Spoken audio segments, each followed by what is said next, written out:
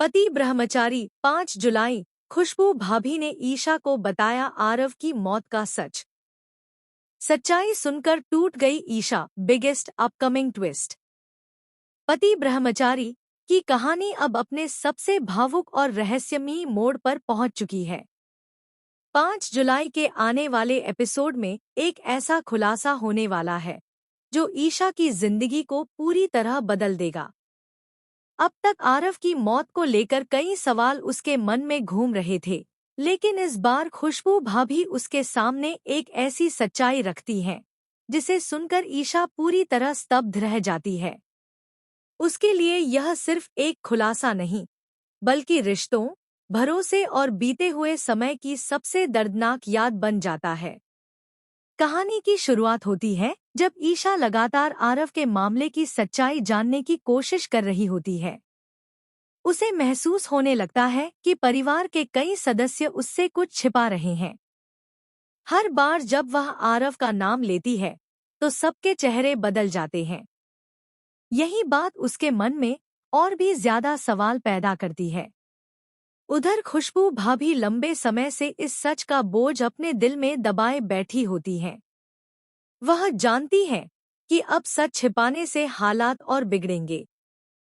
बहुत सोचने के बाद वह ईशा को अकेले मिलने के लिए बुलाती हैं। ईशा जब उनके पास पहुंचती है तो खुशबू भाभी की आंखों में आंसू होते हैं। कुछ पल तक वह कुछ बोल नहीं पाती। फिर कांपती हुई आवाज में कहती है कि अब समय आ गया है कि तुम आरव से जुड़ा पूरा सच जान लो।